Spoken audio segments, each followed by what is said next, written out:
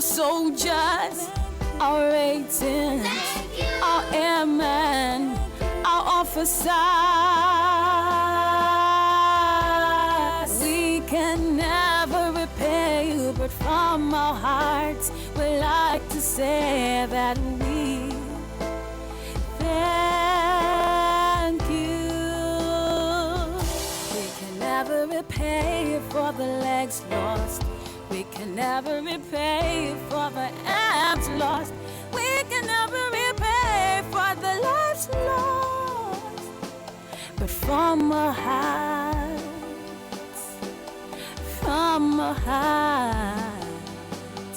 well done, Ashe, Agode, well done.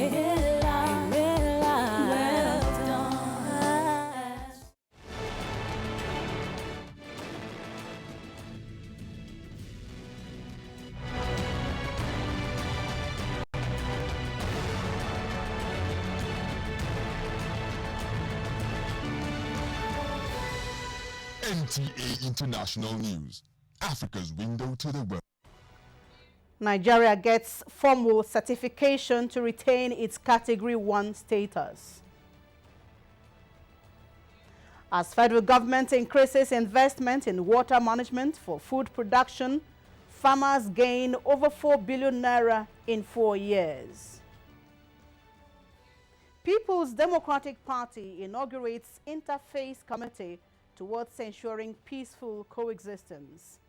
Plus, Central Bank of Nigeria monetary policy meeting begins tomorrow, Thursday. Hello, it's my pleasure to welcome you to NTA International News this hour. I'm Nancy Godi-Angunihu presenting.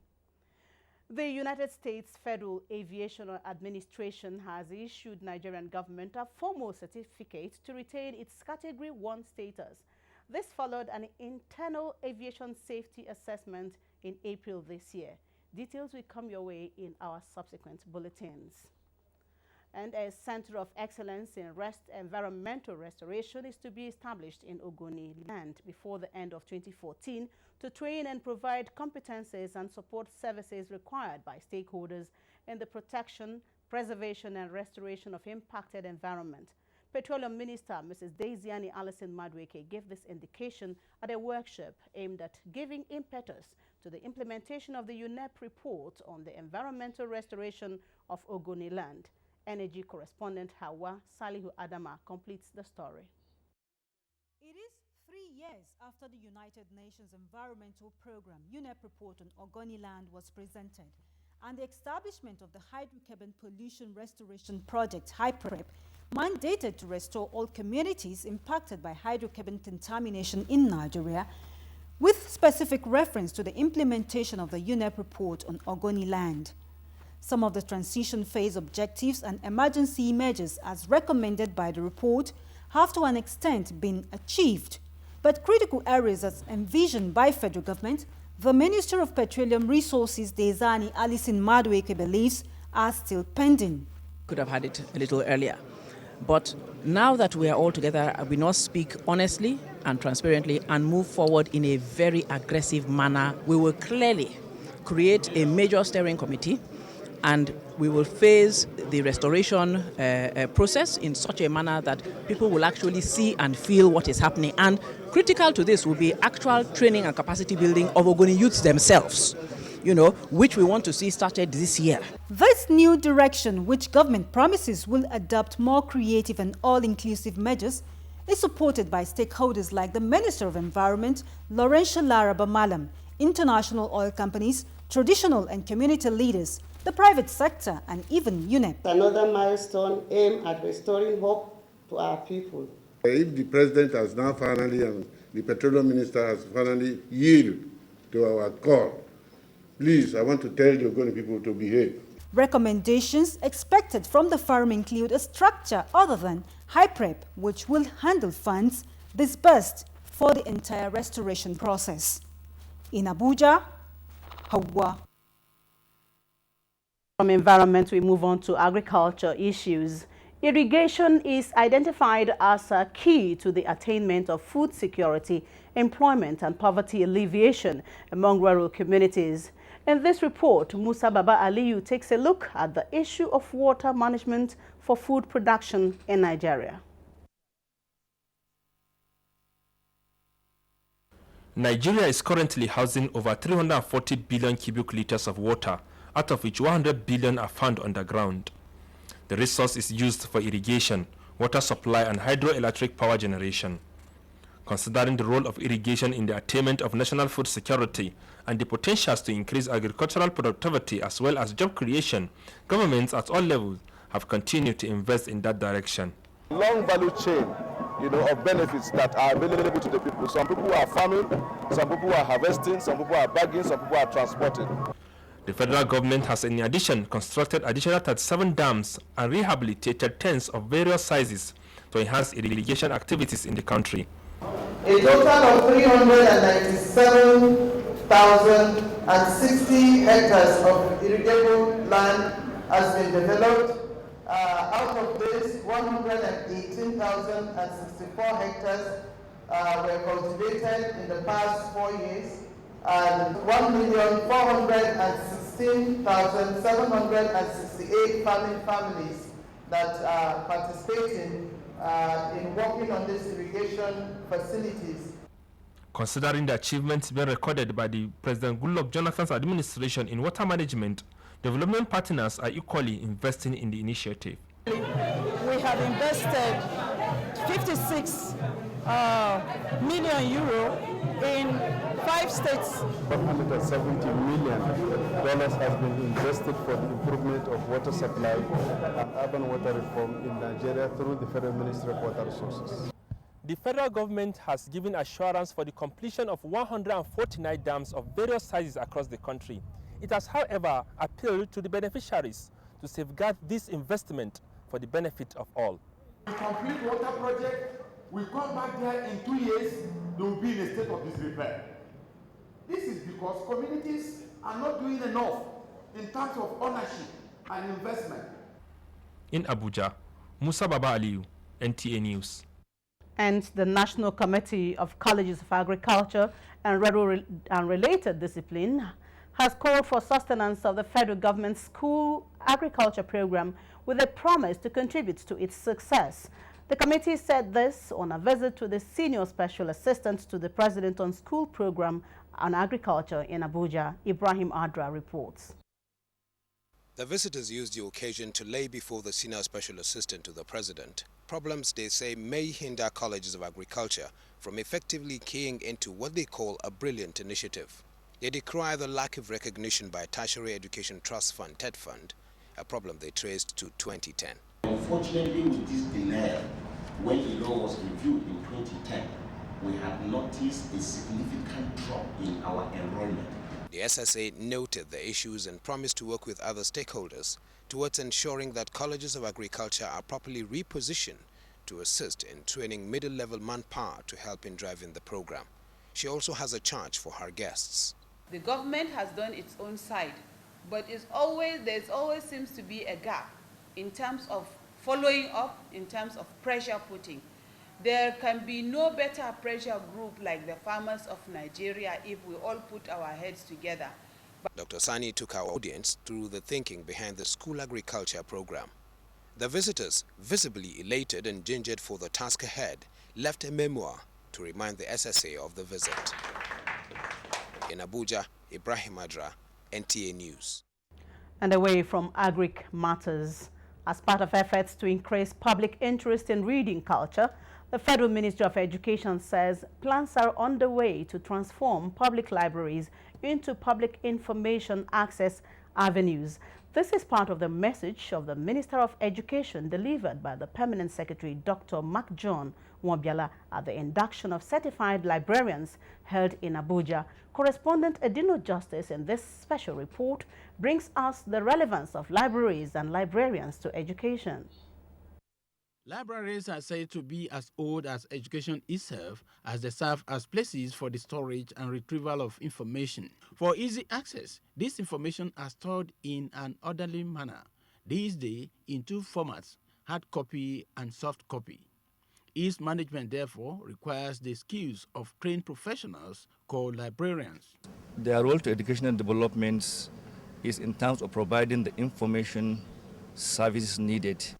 While emphasizing the importance of libraries to education at the 5th induction of registered librarians in Nigeria, the Minister of Education, represented by the Permanent Secretary of the Ministry, Dr. Makjon Wabiala, noted that government will make public libraries more accessible for free information. To establish community libraries across the country, not just the federal government. We want the states and local governments to be involved in this. Practitioners in the sector recognize that the low reading culture in the country could be boosted by well-equipped libraries and librarians.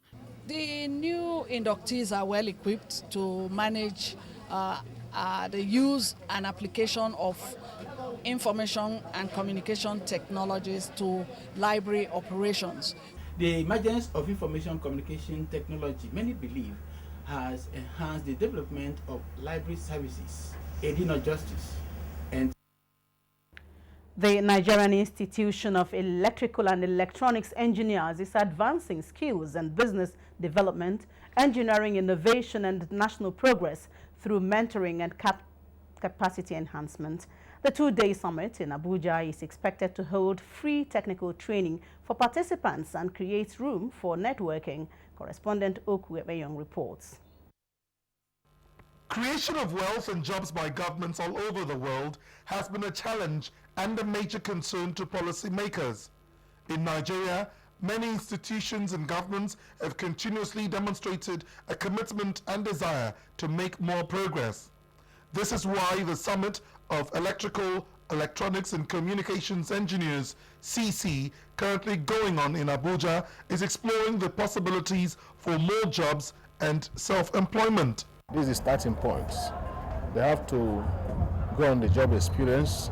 My town are very much empowered by what to do. They can be on their own. There are a lot of opportunities as an engineer, which you can start your own business and even become an employer of labor. And people must come out to realize what are the areas of my discipline that I can really start something in. There is always a market for something. We're using every available resources to push it out to them that let's stop receiving salaries that won't last. Let's start adding value to our qualifications. Participants at this year's summit, tagged Job Fair, believe that the platform will reorientate them for engineering revolution.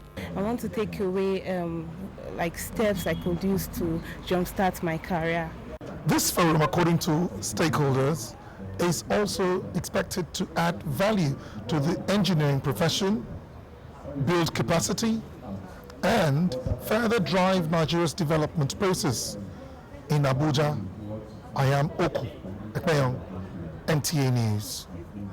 And on the political scene, the People's Democratic Party has inaugurated an interfaith committee with a mandate to ensure a smooth and seamless relationship among its members in the various arms of government. Correspondent Chinedu Obike reports on the inauguration, which was performed by the national chairman Adamu Muazu at the PDP headquarters in Abuja. The Interfaith Committee, as envisioned by the national chairman Ahmad Adamu Muazu, will not only ensure collaboration and cohesion between the party, the executive and legislature, but will particularly lead to a robust and rancor-free relationship among PDP members in the executive and National Assembly.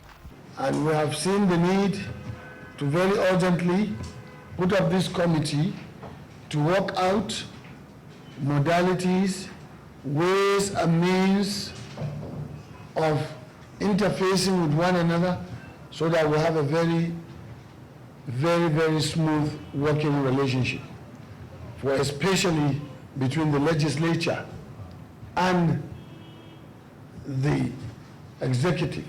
Some members of the committee who are drawn from the various arms describe it as a bold and innovative initiative by the leadership of the party. Very important because it will help build the much needed synergy. This is very transformational, and I believe Nigerians will reap the benefit of this committee. This is in fulfillment to what he told people, that he brings about innovation and changes to the party. The PDP Executive and Legislature Interface Committee is headed by the party's National Organizing Secretary, Abubakar Mustafa. In Abuja, Chinedu Obike, NTA News. Meanwhile, ahead of the Board of Trustees meeting of the People's Democratic Party, PDP, the party caucus met Tuesday night at the Presidential Villa, Abuja, where members, including President Jonathan, discussed issues of great concerns to the party, like the 2015 elections, and in particular, party guidelines, and made amendments preparatory to the party's National Executive Committee meeting on Thursday. At the end of the closed-door meeting, governors of Abia and Delta states spoke to the State House press corps on the issues.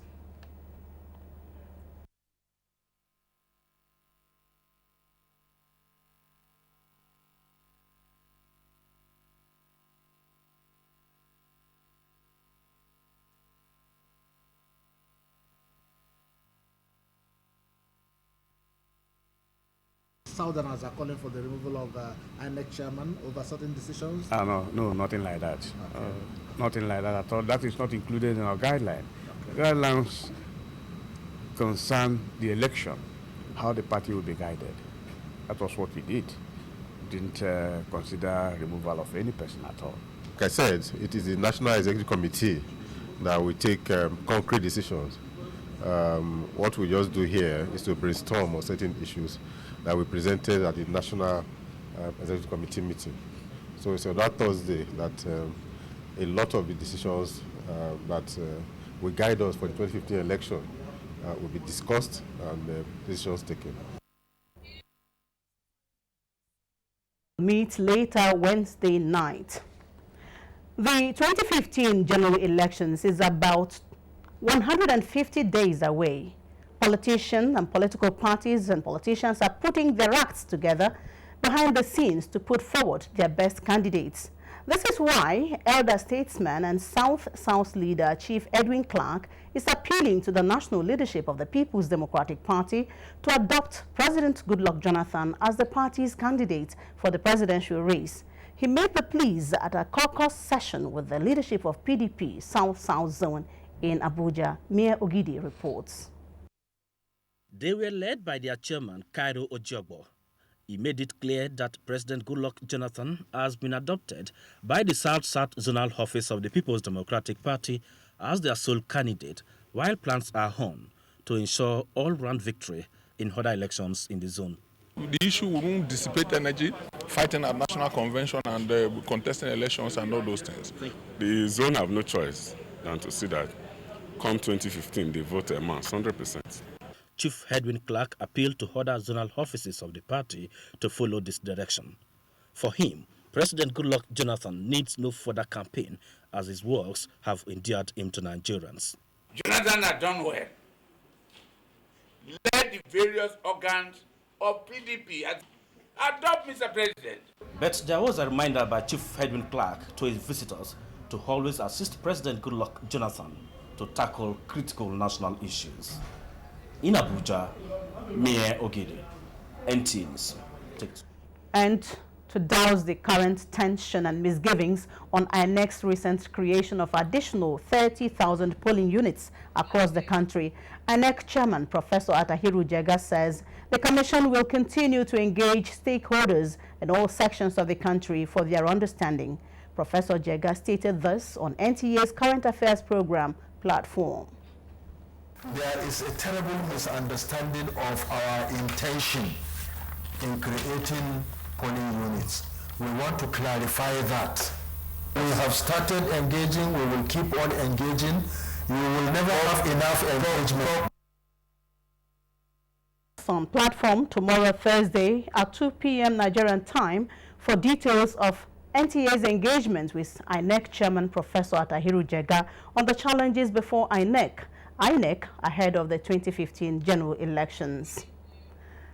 This is the news on NTA International. Now a recap of our major stories. We earlier informed that United States Federal Aviation Administration has issued Nigeria formal certification to retain its Category 1 status. You also heard that as federal government of Nigeria increases investment in water management for food production, farmers have gained over 4 billion naira in 4 years. And still to come in the news, Central Bank of Nigeria monetary policy meeting begins tomorrow, Thursday. Details after the break. Stay with us. NTA International. This is where the news begins. Every breaking news and developments on the African continent. Welcome to NTA International News. State House correspondent Hamza Musa. In-depth news analysis and professional perspectives on all sides of the story. Experts say the issue of security national energies and resources must be mobilized to promote mass. Every day on NTA International, we take you inside Africa and the world. NTA International News. Africa as it is. Ahead of this year's Christmas festivity, organizers of Service of 9 Lessons and Carols are set for the spiritual event. To this end, a special committee has been inaugurated to ensure a successful program. Correspondent Joseph Orok reports. Service of 9 Lessons and Christmas Carol is an annual religious program which often features rendition of songs and special messages. The messages that normally come during the Carol of Service of 9 Lessons and Christmas Carol is always uplifting. Inaugurating the committee made up of representatives of the Christian Association of Nigeria, Federal Radio Corporation of Nigeria, and Voice of Nigeria, the Director General of NTA, Shola Omole, urged the committee to immediately swing into action to ensure a successful and colorful event. Between Voice of Nigeria, FRCN, and NTA, we should be able to fund this very, very effectively. But just be sure to organize a first-class event, and we must begin to promote it very quickly. Chairman of the committee, who is also Director Training, NTA, Mrs. Uche Nwonu, promised to put together a unique program that will be of social and spiritual benefits to the society. Apart from the choir from the 3 organizations, we're inviting choirs from all over. Like Laz Ekweme, you know, we are trying to communicate with him. The 2014 Service of 9 Lessons, which is organized by Christian Association of Nigeria, Federal Radio Corporation of Nigeria, and Voice of Nigeria, will be coordinated by NTA. In Abuja, Joseph Orok, NTA News. The Nigerian Army has certified and clarified that the alleged and widely reported Boko Haram attack on Nigerian Army troops along Okene-Kaba Road is not Boko Haram attack but armed robbery attack. First Lady Dame Patience Jonathan has commiserated with the families of the victims of the collapsed building at the Synagogue Church of All Nations in Lagos. In a statement, Dame Patience Jonathan expressed sadness over the incident and offered her condolences to the families of the victims and the General Overseer of the church, Pastor T.B. Joshua. The First Lady described the incident as a needless tragedy that occurred at a time when worshippers had gone to seek the face of the Lord. She prayed God to grant the souls of the deceased eternal repose. A report from Kano, northwest Nigeria, says gunmen have attacked the Federal College of Education, Kano. The report said that there was a bomb explosion accompanied by sporadic shootings in the school, which led to loss of many lives. JTF spokesman Ikechukwueze, who confirmed the incident, said that troops are at the scene to forestall breakdown of law and order. Meanwhile, President Goodluck Ebele Jonathan has commiserated with citizens and residents of Kano State on the loss sustained this Wednesday during the attack by terrorists on the Federal College of Education, Kano. This is contained in a statement by presidential spokesman Ruben Abati. President Jonathan expressed sympathy and best wishes for speedy recovery for all those who suffered injuries in the dastardly attack. He urges them to be more alert and proactive in the future to avert a recurrence. The president assures the people of Kano and Nigerians at large that the federal government will continue to do all within its powers to further equip the police and the armed forces to prosecute the war against terrorism. And now to business news. Central Bank of Nigeria CBN monetary policy meeting commences tomorrow Thursday and may keep interest rates at 12%.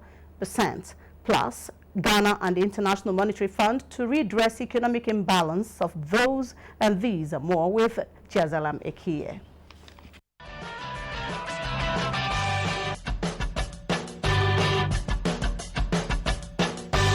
And on business, we begin with the 240th Central Bank of Nigeria's Monetary Policy Committee meeting slated for tomorrow.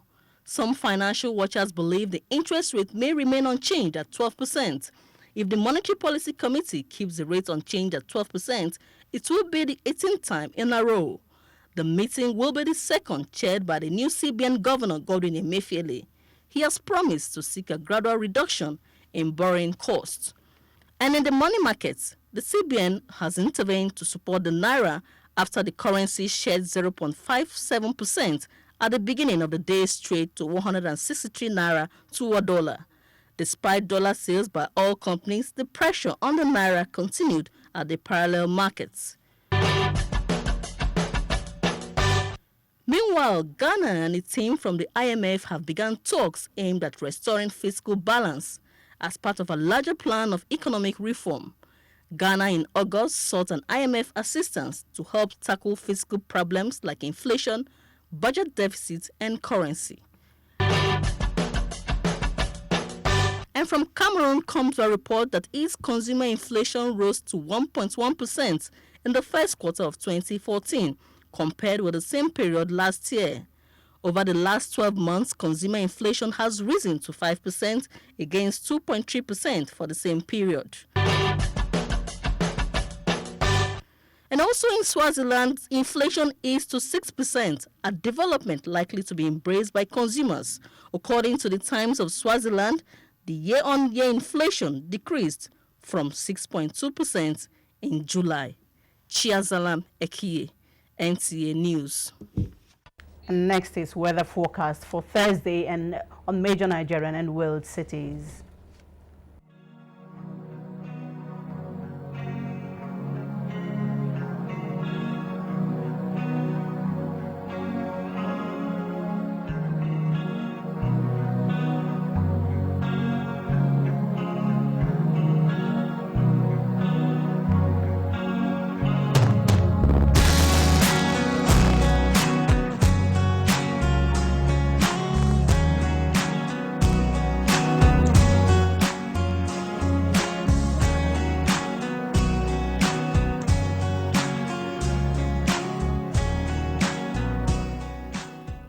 The report brings to a close the news. Thank you for watching.